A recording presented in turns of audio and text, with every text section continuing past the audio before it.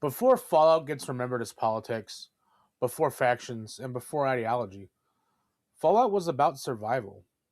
It wasn't about rebuilding nations and not choosing the government.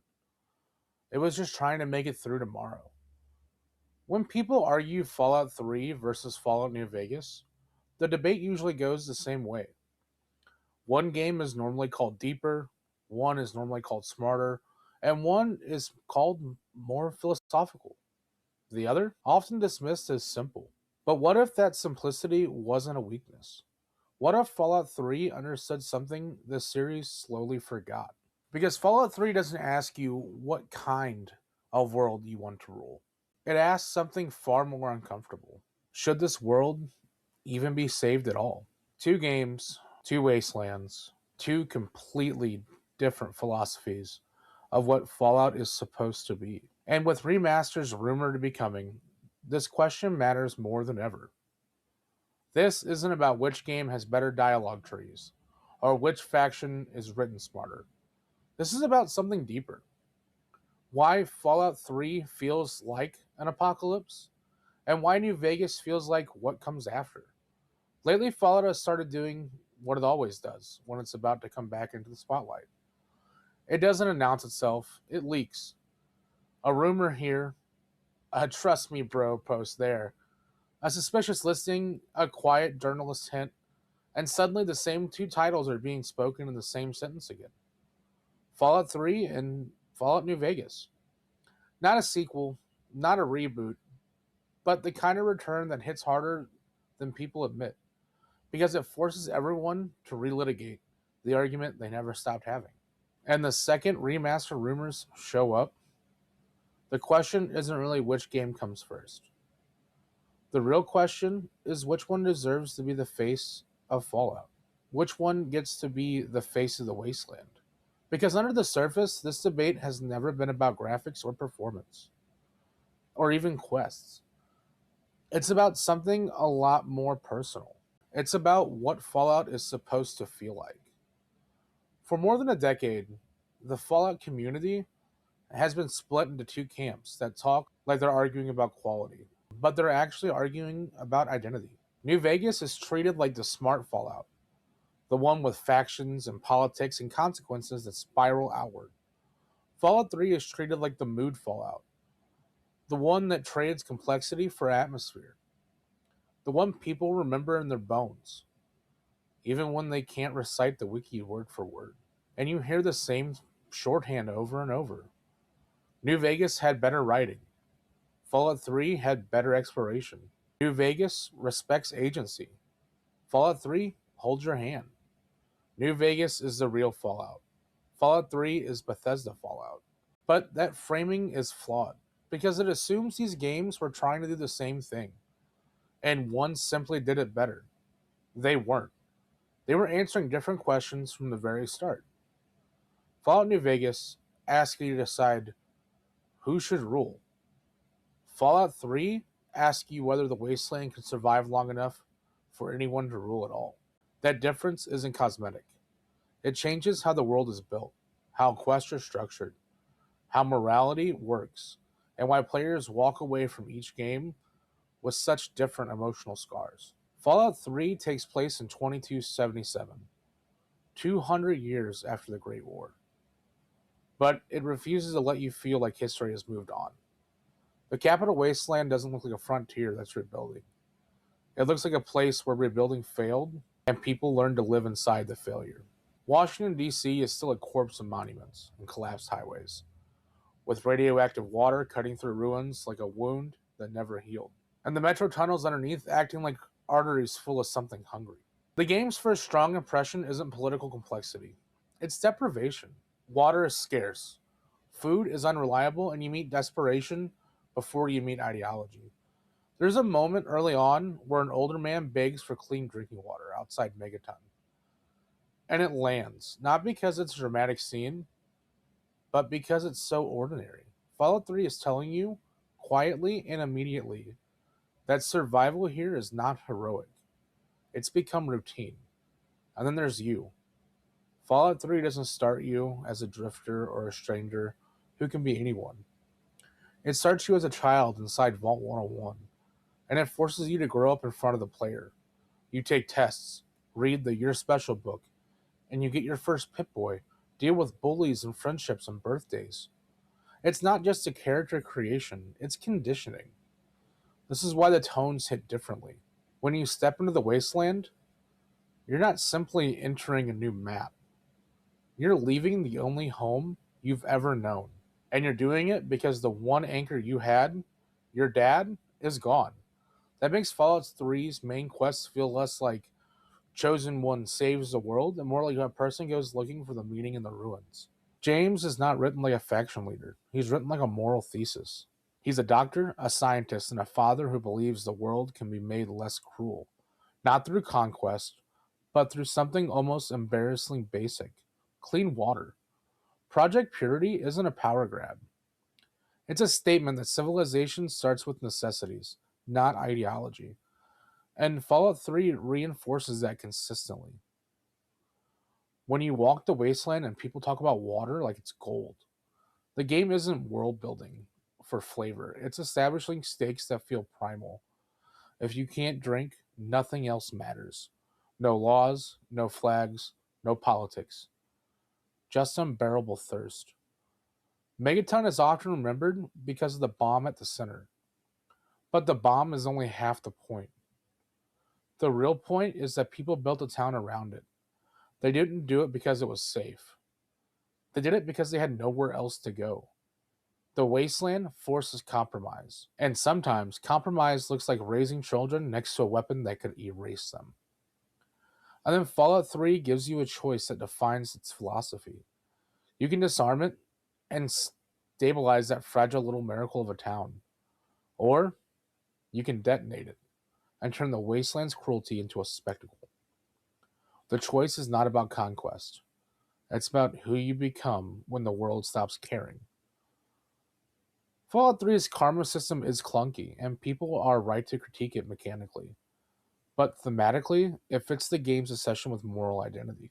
Fallout 3 isn't asking you to design policy, it's asking what kind of person you are when you're powerful and the world is weak. The Wasteland doesn't reward kindness consistently, which makes kindness matter more. When you help people in Fallout 3, it often feels like you're choosing decency in a place that has no reason to preserve it. Project Purity works as a story because it's a symbol, it's not a gadget. Clean water doesn't create an empire, it doesn't guarantee order, it doesn't make anyone a king. It just keeps people alive. And in a world like Fallout 3, that's radical. So when James sacrifices himself to keep the Enclave from owning, the moment hits like a philosophical declaration. Some things should not be wielded as leverage. By the time Fallout 3 reaches its final act, it becomes clear what it's really asking. Not who should rule, but is humanity worth saving even when saving it is slow, painful, and unglamorous? Fallout 3 doesn't hand you a throne. It hands you responsibility, then watches to see if you flinch. And next, we need to talk about New Vegas. Because New Vegas takes that responsibility and turns it into something sharper. A world where survival is possible again. And therefore, power becomes the new poison. Fallout New Vegas releases 2 years after Fallout 3, and only 4 years later in the timeline. But it feels like stepping into a different era of the wasteland. Developed by Obsidian with a team full of people tied to Fallout's earlier identity, New Vegas uses the same engine and the same basic style, yet it immediately signals a different priority. It isn't about trying to make you feel stranded, it's about trying to make you choose. The Mojave is scarred, but it isn't rotting the way the Capital Wasteland is.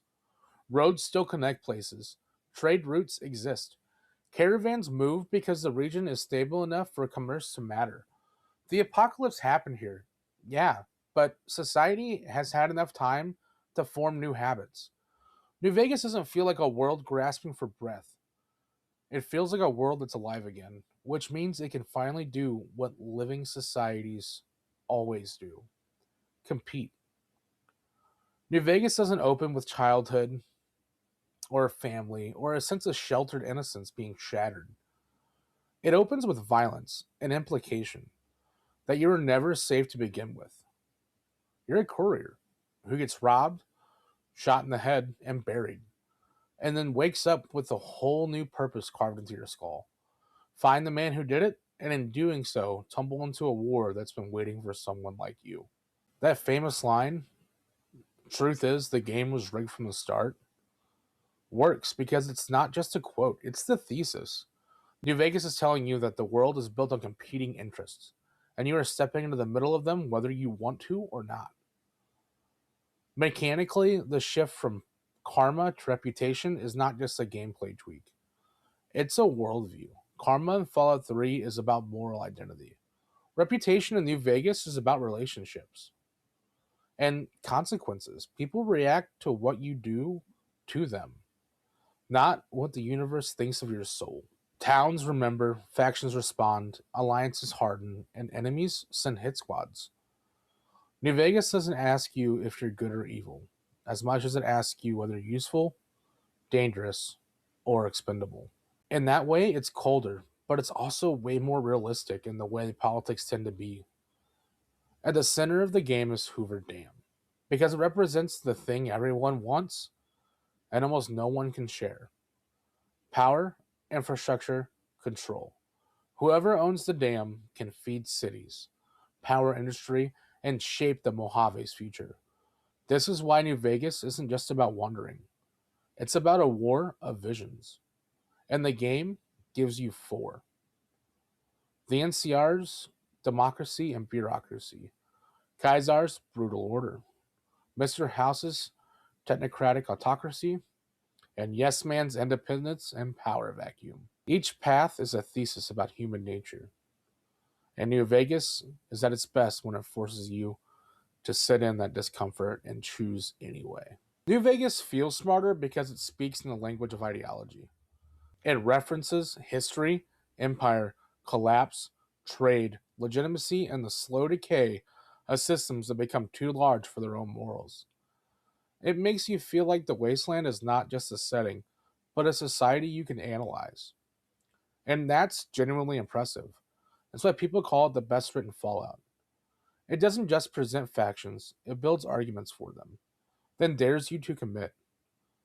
But here's the pivot that explains why these games feel so different, and why their fans often talk past each other. New Vegas assumes the wasteland is stabilized enough for politics to matter more than survival. It assumes people can afford to debate governance, but they're not dying of thirst at the gate. Fallout 3 doesn't make that assumption. Fallout 3 lives in the aftermath, where even hope is fragile and infrastructure is a miracle. New Vegas is the future arguing about power. Fallout 3 is the present, wondering if humanity can endure long enough to deserve power. So when people argue which is better, they're often arguing two different needs. Some players want Fallout to make them think about ideology and consequence.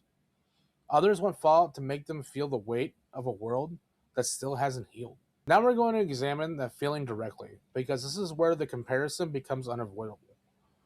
We're going to talk about atmosphere, loneliness, fear, and the role the environment plays as an antagonist, and why Fallout 3 still feels like the apocalypse, while New Vegas often feels like what happens after.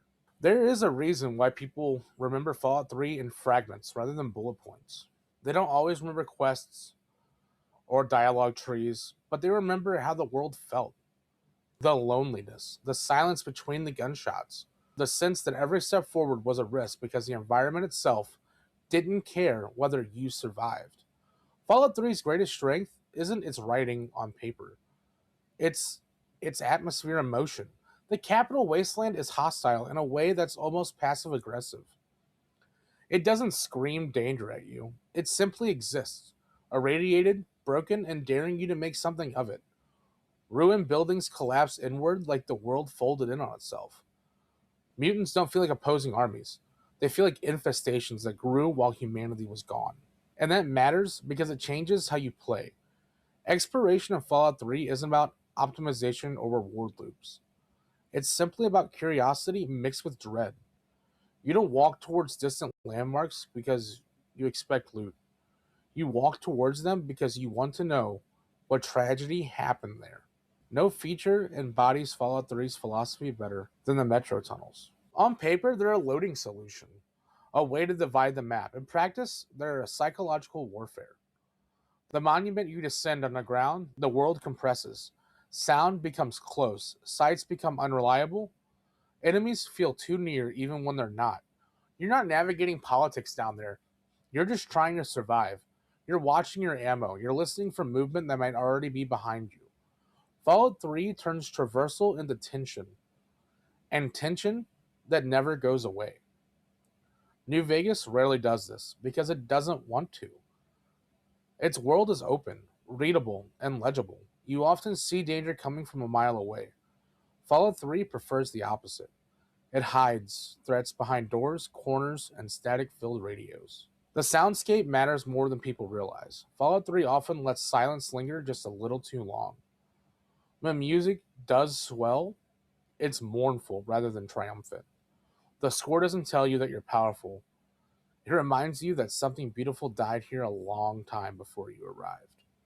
Galaxy News Radio becomes more than flavor. It's companionship.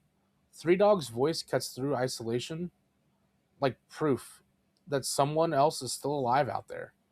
When the radio cuts out, the wasteland immediately feels colder. New Vegas has incredible music too: jazz, lounge, western swing, but it serves a different purpose. It reinforces culture returning. Fallout 3's music reinforces absence. By contrast, New Vegas is loud in a different way. It's filled with voices, opinions, factions, leaders, ideologies. People don't ask if you're alive. They ask where you stand. Conversations feel like negotiations. Every dialogue tree is a political intersection. That's not a flaw, that's intentional. But it does mean New Vegas rarely lets the environment speak for itself. Towns feel constructed, roads feel planned, conflict feels organized. You're not discovering ruins as much as navigating systems. The Mojave isn't trying to kill you consistently, it's trying to recruit you. Fallout 3 rewards wandering. You can walk in any direction and stumble into stories that don't care whether you're prepared for them. A school overrun with raiders, a vault experiment gone wrong, a town that made one bad deal and never recovered. Many of these stories don't connect to anything larger, and that's the point. They make the wasteland felt lived in, not plotted. New Vegas, by design, funnels exploration towards relevance. Locations usually serve a faction, a quest line, or a political outcome. Even side quests often echo the central conflict. That makes the narrative tighter, but the world slightly smaller emotionally. Fallout 3 feels bigger because it wastes space on grief. This is where Fallout 3 quietly wins for many players, even if they don't want to say it. You are alone far more often. Companions do exist, but the game frequently separates you from them through pacing, design, or circumstance. You're expected to travel long distances by yourself, listening to the wind, gunfire afar, and the hum of radiation. The Lone Wanderer title isn't just branding, it's structural. Fallout 3 wants solitude to be a part of your identity. In New Vegas, you are rarely alone for long. Someone always wants something from you. A faction needs help, a town needs mediation, a leader needs a problem solved. Fallout 3 doesn't ask nearly as often. Sometimes it just lets you walk around. New Vegas gives you control. Fallout 3 gives you vulnerability. In New Vegas, you often feel like the smartest person in the room. You can talk your way through most conflicts, outmaneuver factions, and manipulate outcomes. The game empowers your intellect. And Fallout 3, the world frankly doesn't care how clever you are. You can die because you took the wrong tunnel. You can lose because you ran out of Radaway. You can fail simply because you were not ready. The powerlessness reinforces the theme. Civilization has not come back yet. It's trying, but it still hasn't succeeded. This is why Fallout 3 still feels like the apocalypse. New Vegas just feels like the aftermath. Fascinating, complex, and morally tangled, but Fallout 3 feels like standing in the ruins while the dust is still settling. It doesn't romanticize rebuilding, it asks whether rebuilding is even possible. That emotional tone lingers longer than dialogue ever could. By the time you've reached the end of New Vegas, you've shaped history. By the time you reach the end of Fallout 3, you've endured it. One game makes you a power broker, the other makes you a survivor who chose to believe people were still worth saving. And that difference leads directly into the final question. Not about mechanics, not about writing, not about factions, but about what Fallout should leave you feeling when the screen fades to black. Now we're going to answer that question and explain why, despite everything New Vegas does right, Fallout 3 still feels like the soul of the series. By the end of both games, something becomes clear.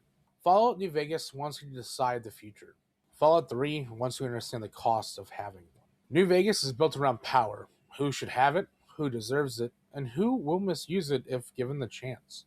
Every ending is a political statement. Every faction is an argument. Fallout 3 is quieter. It doesn't ask what kind of nation you want to build. It asks whether you think humanity deserves to be rebuilt at all. And that difference matters more than people give it credit for. In New Vegas, the courier is immediately important. The entire Mojave bends around them. Factions want your opinion. The leaders trust you far faster than they reasonably should. You are a force.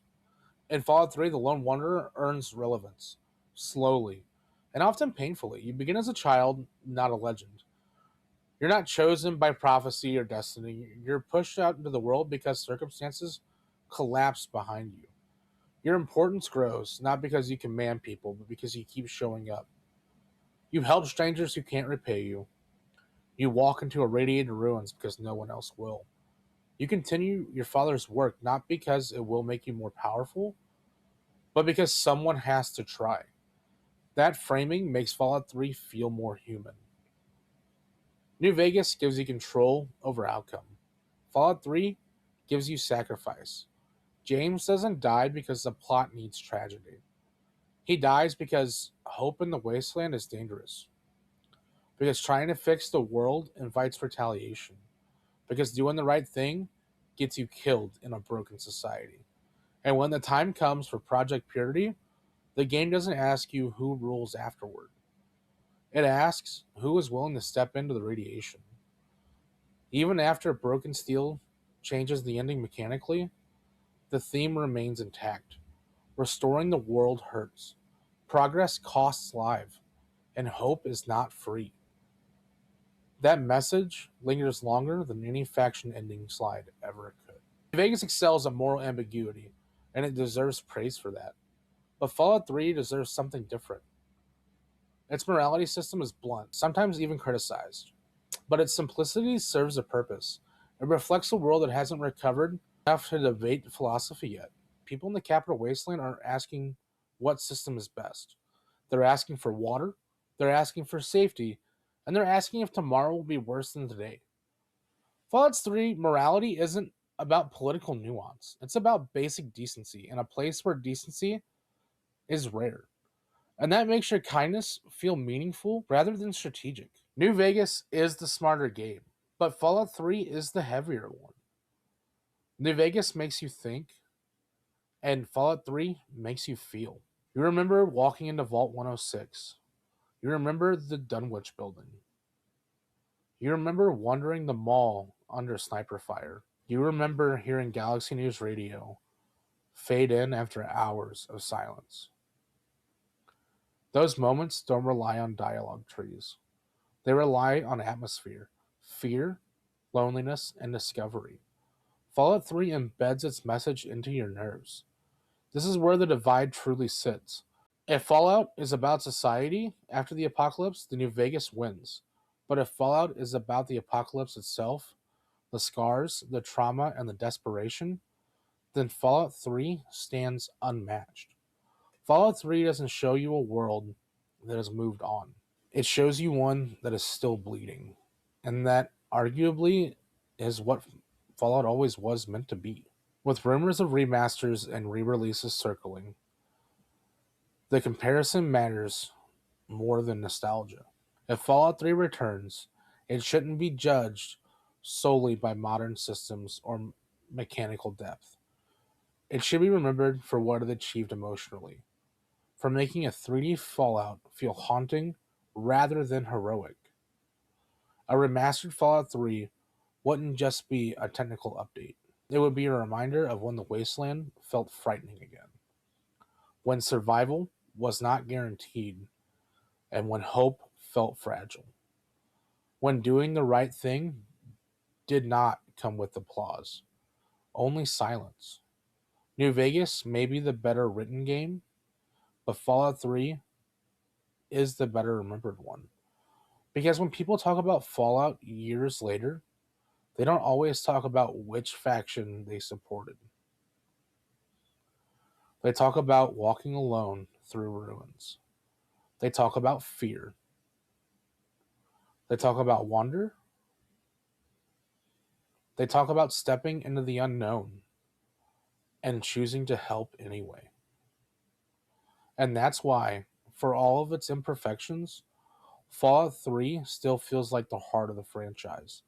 Not because it explains the wasteland best, because it makes you feel like you're truly living in one. If you enjoyed this breakdown, subscribe to the Hyperfix Hub. Right now, my Hyperfix is Fallout, if you couldn't tell. Check out some of my latest videos. And let me know in the comments, New Vegas or Fallout 3?